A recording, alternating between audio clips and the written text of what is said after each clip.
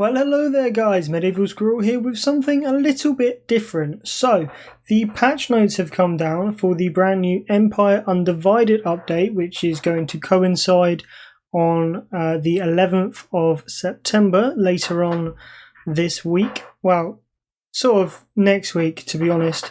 And it's going to be releasing alongside the Huntsman and the Beast DLC. Which obviously everyone is probably going to grab because it looks absolutely amazing. But this video isn't about the DLC. This one is purely about the update that is going to be coming alongside it. So we're going to very quickly go and have a look at the changes to the map, as well as the old elector count system before diving straight on in to the patchworks itself. Right, so as you can see, you've got the Empire provinces in here, like so. So one of the things that's being changed, don't mind all of this, I had to start up a new game just to have a look at it. One of the new things that's being changed is that Helmgar is becoming one of the 3 new forts. They'll be named slightly later in the video, just because I don't actually know what their names are for the other 2. It's Fort Sol or something for one of them. I think the other one's here. And the third one is also up here in this location somewhere, possibly here.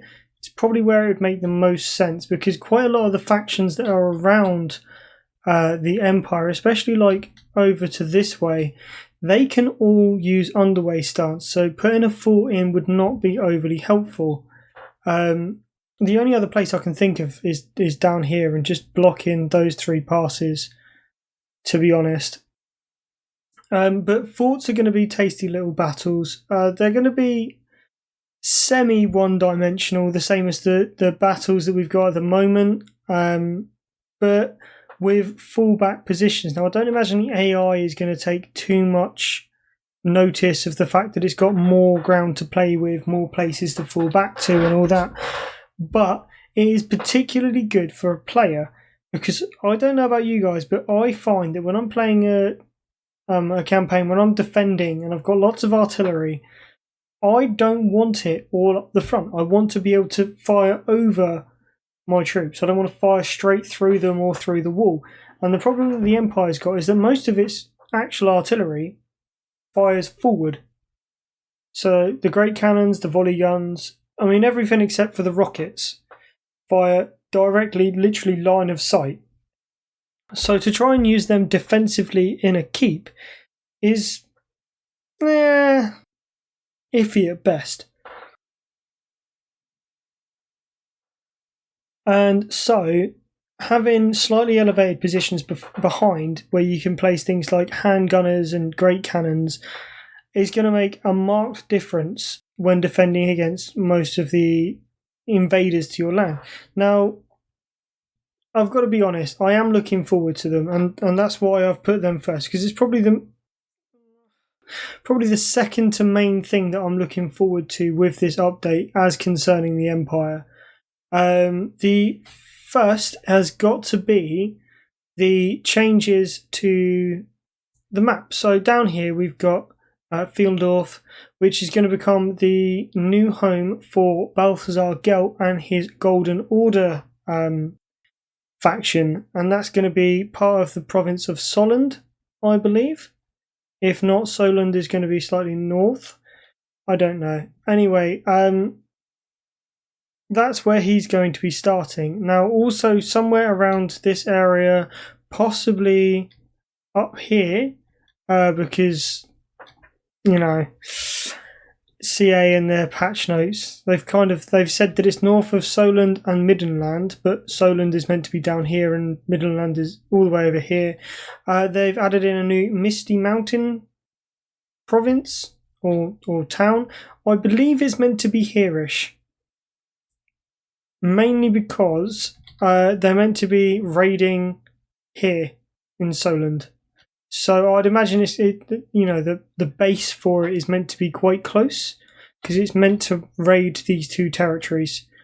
The other thing that's changing is up here, sort of in this area there's a set of woodlands, and that is now going to become an elven faction. The Forest of Loren. And Wood Elves. So that's going to make everything a lot more different for the Empire. Currently, they spend most of their time just fighting off corruption, killing off the other elected counts, and going after some orcs. That's all changed. There's still the Beastmen that come walking around. That's still going to be there. But the fact that you're going to have goals to go and collect all of these forts, wherever they are, all 3 of them, somewhere around here, that's going to be good. And the fact that you don't need to go to war with your elected counts to go and capture them. I mean, you don't technically have to anyway, but most of the time they hate you. If you try playing the diplomacy game, you've got to go find somewhere else to fight, and it's just not in the spirit of things. So that's all going to change it up. Let's have a quick look at the patch notes, and we'll go over the new... and that all comes under the new...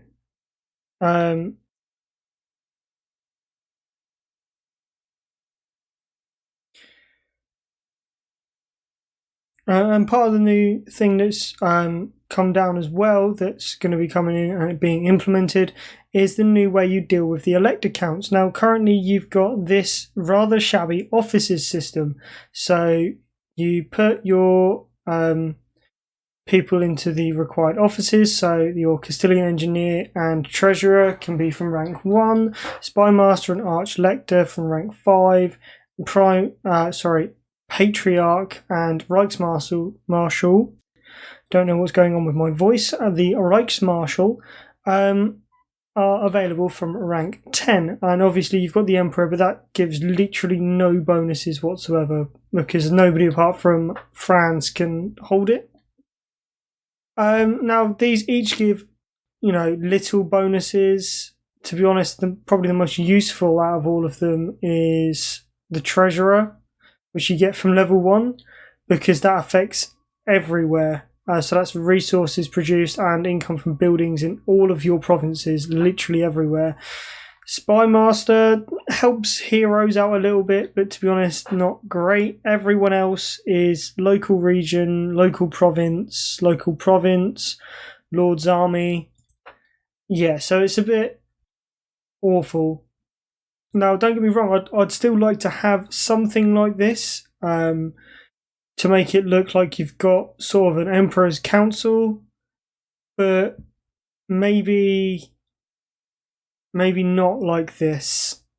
It's just not very good. Maybe have a section so that you can make certain elected counts above other elected counts, but not like that. That is awful. Anyway, we're going to jump straight on over very quickly to look at this patch notes themselves. I'm not going to go through all of it because there's quite a lot there. I'm just going to hit on the most important bits. Okay, here we are on the patch notes, and obviously quite a lot of it is to do with the Empire overhaul. After all, it is called the Empire Undivided, and it's meant to be going towards making sure the Empire has a much more rich gameplay experience, because at the moment it's just a bit like bland and you're just waiting until you can get your steam tanks rolled out. So starting off with the territory rework, you've got 12 new regions. So quite a lot of the provinces have now gone up from 3 to 4 regions. So you've got a variety of empire holdings. The territory are actually now worth having. I mean, quite a lot of the provinces at the moment before this update are 2 city settlements. So, for instance, Stirland, 2 towns. Arvaland, 2 towns. Talabheim, 2 towns, and so on and so on. I think the only 3 town provinces are Wisenland, Middenland, and I think there's one other up in the corner. Ostland, maybe. But the rest of them are all 2 town settlements. So to be able to go up to 3 or 4 towns is amazing. So you've also got the Forest of Lorelorn, which is the Wood Elf faction up there, which will also be called the Forest of Lorelorn, which will give quite a significant difference to the way that you interact with the other elect accounts, because you'll probably end up fighting them to defend your elect accounts. It'll also make it much nicer if you're playing as Wood Elves, because presumably you'll get them as a faction sooner or later, and even if you don't, you've got somewhere else to go and expand into. You don't have to just stay in the forest. That's one of the main things that's wrong with the Wood Elves, is you've only really got about 6 places where you can build proper buildings. And even then, they're quite hard to defend because you're one of the only factions that don't get walls. So having the Forest of Lorelorn will be nice. You've also got Misty Hills north of Middenland and Solent in the south, which I don't understand. I think they mean Wizenland, because as I showed you on the map before, Middenland and Solent are not going to be near each other. And they will also be subject to greenskin incursions. We've also gone over the new fort settlements. I believe they are single town regions, sort of like the High Elf gates, so you'll just have to level them up and they get better defences as time goes on. So you've got Helmgart, which is currently in Reichland, and then the 2 new forts, Fort Sol and Fort Bereges. They're deeper than the normal cities and have higher fallback positions, which benefit the defenders. Now, it won't matter too much if you're defending against something like Sora's Warriors. Well, if you're attacking, let's say, Sora's Warriors, because you basically just push for everything. But if you're going up against vampire counts, it might make it a lot easier to defend against them, because you can constantly have the range going on, which is not something you can currently have. As we've already said, the Supreme Patriarch is getting the Golden Order in Solent. His base will be in Fieldorf, which is quite nice. It means that you can now multiplay the Empire. Some people would say that it's not very lore friendly, and yeah, okay, it agrees, but sometimes you kind of got to bend things a little bit, because quite a lot of the Empire's faction leaders at the moment are all ones that would traditionally be stationed in the capital. Tech tree. Now, the tech tree is pretty bland at the moment, and I'll just show you a quick picture. Okay, so this is what the technology tree looks like at the moment. You start with a research rate of 100, which I think is pretty normal. And then you've got to build certain buildings before you can unlock any of the barely usable technologies for the most part. I mean, recruit rank +2 for infantry units, pretty basic. Leadership, I mean, if you had decent troops, you probably wouldn't need more leadership or speed.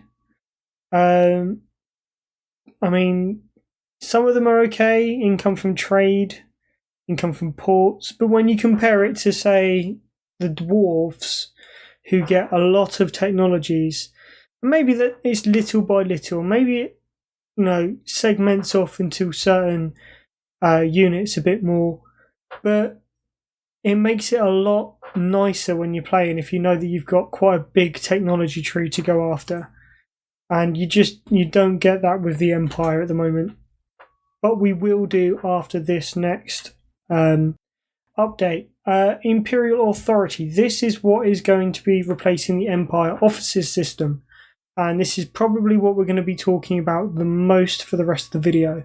Now, it's broken down into several sections, and the way it's done is that you have no choice but to pay attention to it.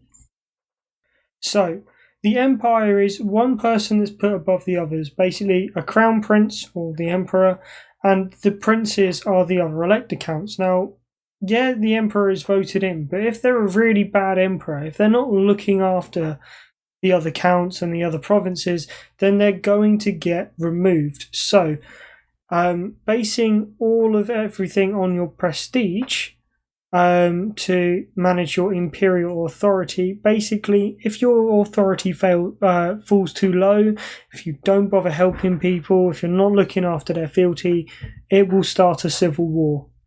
And that could end up with most of the elector counts, or even all of the elector counts, going to war with you at the expense of their own provinces.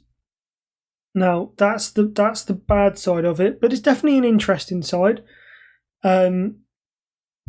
and we'll have to see how it works as to whether or not all of them will all go at the same time, or if only the ones that don't like you very much for whatever reason go. But it should take a little while and some mismanagement before losing them entirely.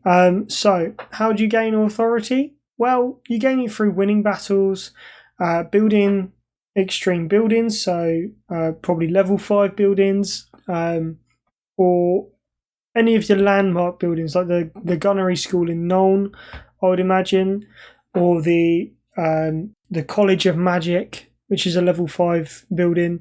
I would imagine those kind of buildings are the ones you need to build. If you've got high authority, you get better growth, better tax rate, and your fealty from your elect accounts goes up. Contrary-wise, if you have low authority, you get reduced growth, tax rate, and your standing with the elect accounts goes down, which means that you could end up with a proper full-blown civil war.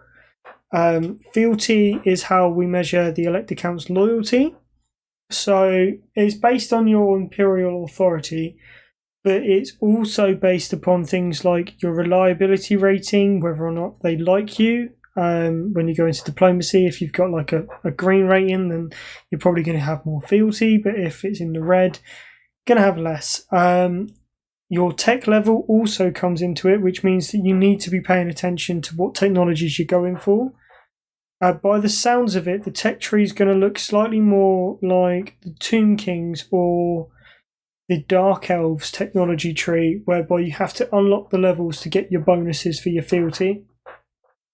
And if fealty drops low enough for one particular elect account rather than all of them because of your authority being too low, they could secede from the Empire, which means basically they won't be a part of the Empire anymore.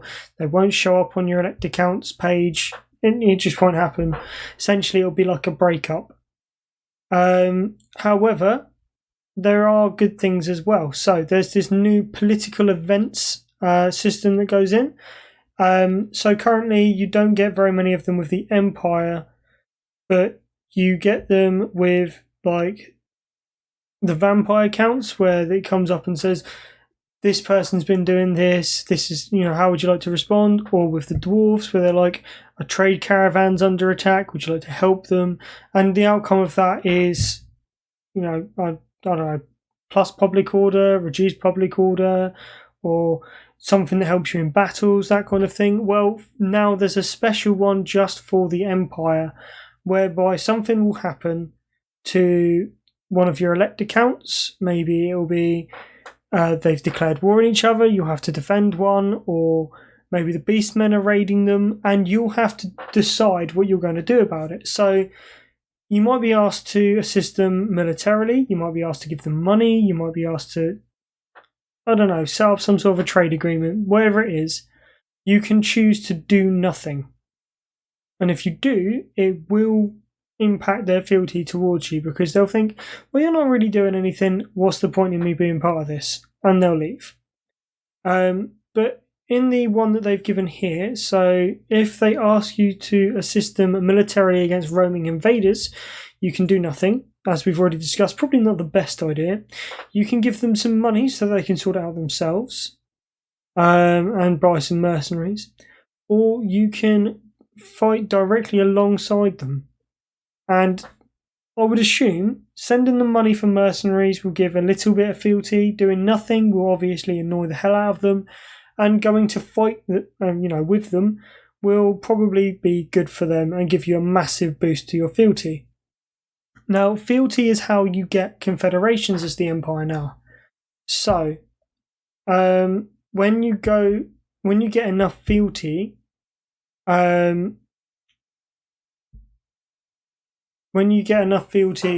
they will offer to confederate into your province of the Empire. And when they do that, you can put in your own elect account. If you own their territory, if you own their capital, which is what will happen if you confederate, then you get to choose who is going to be the elect account for that province. So if you want, you can have Balthazar Gelt, not in Solent, but maybe in Middenheim, Maybe Toddbringer's annoyed you, so you remove him. But here we go. Displays the characters which occupy the elect account roles and tracks their fealty towards the Empire. Should you own an Empire State's capital city, you can assign a character as its elect account. So you may already have an elect account that's got that territory. For some reason they've lost it and you've come and collected it. They're technically still the elect account until you put somebody else in. Now if you leave them, they can stay as the elect account, or you can just replace them with whoever you've got and, sod it. However, if you choose to assign someone there, you can get the Runefang weapons. So these are the special blades that the ruler of each of the provinces in the Empire have. They've each got slightly different abilities. They all look slightly different and have been passed down since the beginning of the Empire, basically. Also owning the Runefang and having the capital city allows you to have an Empire variant, which is elite units. So we've got Ostermark's giving you the Knights of the Everlasting Light. Karaberg, I believe, gives you the Karaberg Greatswords. Nuln has some handgunners, I believe, and so on and so forth. So basically they're sort of like regiments of renown, but I reckon they probably work slightly more like the blessed units that the Lizardmen get. Probably give you so many of them and allow you to just get it that way. But alongside that, you can also flummox your Alexa account. So if you want to put, Oslan versus Telebaclan, it happens anyway. You might want to try and stop that from happening. So using a new system, the electoral machinations panel, you can use some of your prestige, so your Imperial Authority prestige, to influence relations between your elect accounts, the same way as the High Elves do. So basically you can just spend some of your influence, make people like you more, and therefore keep them happy. So you should never actually get to the stage of a civil war unless you want one. And you can also gift territory back to your elect accounts. So if, for instance, you take Fieldorf down in the south, if it's not a capital, and your elect account hasn't got it, but they've still got some territory, you can just gift it back to them and they'll like you for it. That's what you can do with the smaller ones if you want to keep your elect accounts alive. I don't see the point in it really, but it's quite nice. And lastly is the fact that the same as Midland is counted as part of the Empire as far as the first couple of games are concerned, so you can confederate with them and stuff. They do actually count as proper full-blown provinces in the Empire. So they have their own Runefang, they've got their own elect accounts. When you take that and Sylvania, I believe both parts of Sylvania, you can have your elect accounts for that. Now, the elect accounts are only in the Empire provinces. Anything you take outside of that will not have an elect account. It just will not happen. But it does mean it's a little bit more reason to confederate up all of the bits of the Empire, or to just leave them sort of infighting so you can watch. Anyway, right, that's enough about the Empire for now. We're going to go on to the other things that have been updated. Probably the biggest bit, and therefore the reason it's got its own section, is that there has been a marked change, to the Slans. So the Slan are sort of, as with everything Lizardmen, they come from spawnings. Now, the only one of the first spawning that's left is Lord Croak, and he is immensely powerful. And as the spawnings go up in number, the power of the Slans goes down. So the older the Slan is, the more powerful it is. Now, you actually get to choose, when you invoke the Rite of Sotek, whether they're going to be a Fire Slan, a Life Slan, a High Slan, or a Light Slan. But what you don't get to choose, but you do get to influence as such, is the spawning of the slan. So the second, the third, or the fourth spawnings. Now, second spawning is as strong as Mazdamundi, or very nearly, because I think he's the most powerful of the second spawning. And the fourth spawning is going to be the ones that are kind of a little bit not great. But the older they are, they get bonus wins of magic, they get bonus XP for their army, reduction in miscast. You can influence all of this by technology, which I assume is going to be put in, and through certain buildings that will increase the recruit rank through a Rite of Awakening. So that's going to be really good. However, they won't have access to all laws of magic. It will literally be whichever one you pick, and maybe one or two generic spells, like a shield spell or something. What's also going to happen is they will no longer be worse than skinks. There'll no longer be a reason to take skinks instead of a slan. Apart from to put it into an army, obviously.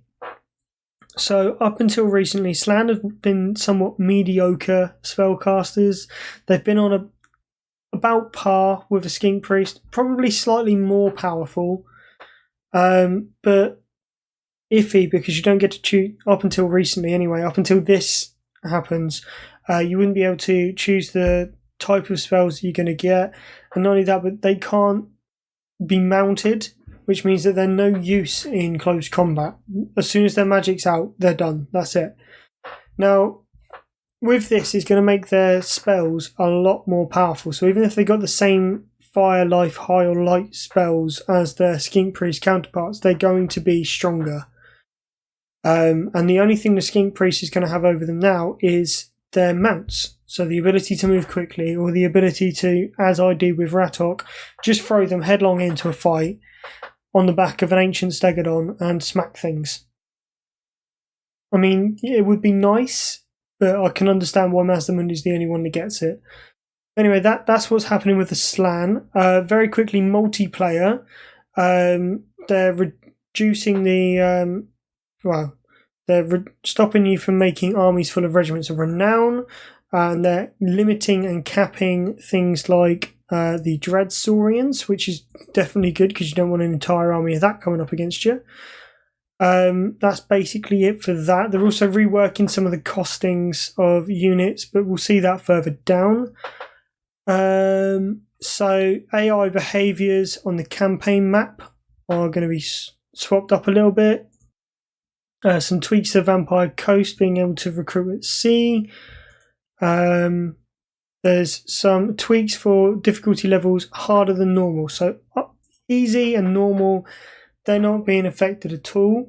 But anything harder than normal is going to be getting a lot harder, depending on which one you go for, as well as how veterancy impacts unit stats, making regiments of renown favour attack over defence.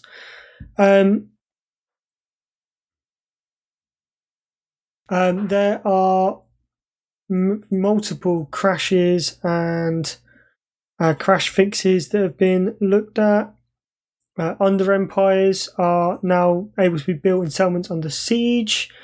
You're not charged anymore for searching ruins if there are Skaven there, which is good because you haven't actually expended anything. You've just gone in, looked at and gone, there's a rat there, big rat, let's go.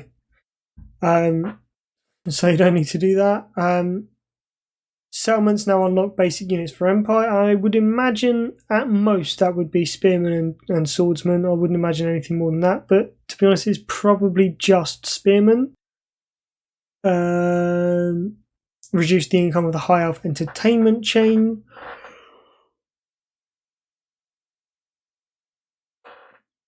Loads of other little bits and pieces. Of the most bits of that, though, the non-gunnery school grants access to great cannons at tier 3. The Vampire Coast can construct the Vault of Nagash at the Black Pyramid. The Blazing Sun Chapter House has moved from Tier 4 to Tier 3 and doesn't need an armory anymore, so you can get the Knights of the Blazing Sun even easier. And Confederating. This is my favourite one. This is one of my favourite non-Empire bits of the entire thing. Confederating with another Skaven faction will now transfer ownership of their under-empire to the player. Now that's one of the things that I don't think anyone even really thought about it, but it's definitely been missing. Because if you think about it, it makes logical sense. If you've spent all this time making an under-empire, you wouldn't suddenly just give it up and expect whoever you've now sworn loyalty to sort it out for themselves. You would actually, use that as well. Little things like Chotek will now be shown in the correct location on the strategic map. Fix missing lore for Lord Croak. And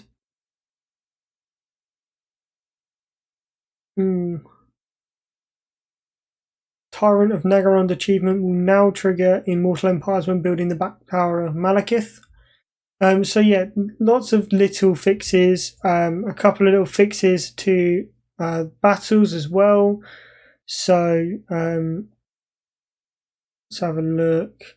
Amethyst Wizard's HP will now scale correctly with unit size setting.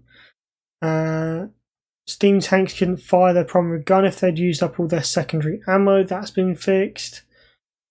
Grey Wizard will now open his mouth during battle when vocalizing. All little things like that. There's also something about Malekith who will now run instead of just walking everywhere. So that's been fixed. Couple of bits for the AI. So they will now defend captured regions more actively. They'll limit the amount of heroes they've put in. They get reduced research cost, which means that they'll be able to tech up much more significantly. Reduces the aggressiveness for the exiles of Nehek. They've improved the Tomb King recruitment priorities, so presumably that means they won't get quite so many of the big nasty bloody things like Shabdi. But we'll have to see. Rebellion armies will now include less high tier units, which is good because sometimes you've got fully teched out garrison and it spawns, but you've not got the capital city, so it spawns near to a minor city, and they've got like a full stack full of blood knights. Yeah, that doesn't help. AI will now avoid constructing goblin tinker benches, or too many of them, sorry. Fixed it where the AI could end up with 2 copies of the Sword of Cain. A couple of bug fixes for the auto resolver, so things like low quality single entity units now take less damage, so that's things like the Bastillodon. There's a couple of things done for graphics. Difficulty improvements, they say. Line of sight decreases every time you put your difficulty level up, so the amount of sight you've got playing on legendary is going to be less than you'd get on very hard's less than you'd get on hard, so on, but it doesn't affect normal or anything under that. The same for AI units gaining experience per turn, so the chances are you'll be going up against more tier 6 and above units, the harder the difficulty rating you are, because they'll just level up a lot quicker. And they've also fixed a bug for where is it? I don't know if it's here. No, one of the things they've said is they fixed a bug whereby characters have got incorrect names or icons or that kind of thing. So presumably that might be able to sort out Lord Skrulk for my my Ikit campaign, whereby he doesn't actually have a name. Hopefully after this he will have a name, regardless of what that name is. As long as he's got a name, it's fine. Character and unit balancing, mainly the cost, I would assume, is for multiplayer, so like Kazrak, minus 100 cost, Albrecht, minus 100 cost, etc. But you've got quite a lot of units that are getting either boosted or nerfed slightly. Let's have a quick look. Steam Tank gets +2 melee attack, so that's getting a little buff. Zintler's Reichsguard are losing melee defense but gaining attack. Same with the Griffites. Same with the Sunmaker. So there's quite a lot of changes, and the only way we're really going to be able to see how it affects everything is by actually putting them in a game and having a look. Ancient Salamander losing its base projectile damage by 3 points, but gaining them back in armor piercing projectile damage. Lord Croak is plus 300 to his cost. And yeah, just going to carry on down a smidge because I think there's just a couple more things to cover. Yes, right, modders. So one of the things they've done is they've tried to make it a little bit easier for people to make mods of this. So there was one modder, Mixu, who's made Marcus, Wolfheart and Gorok prior to Hunter and the Beast. So they couldn't tell him that was what they were going to do. So he's made them, and now obviously it's a DLC.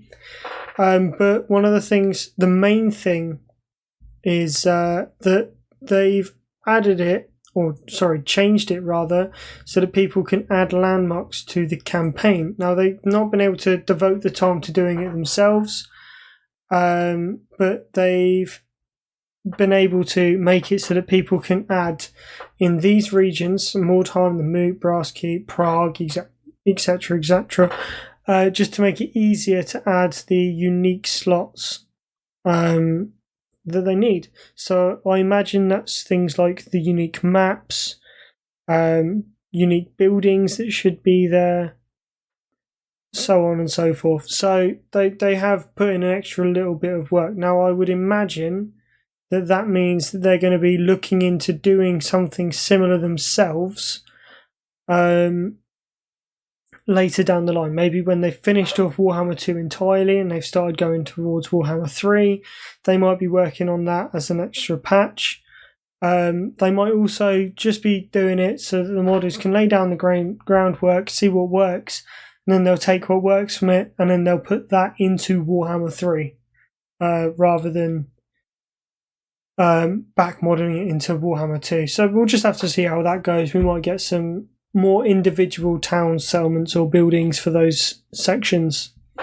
Anyway, that's all from me. I would love to hear what your favourite parts of this new patch are. Not really going through for the DLC because that stands entirely by itself.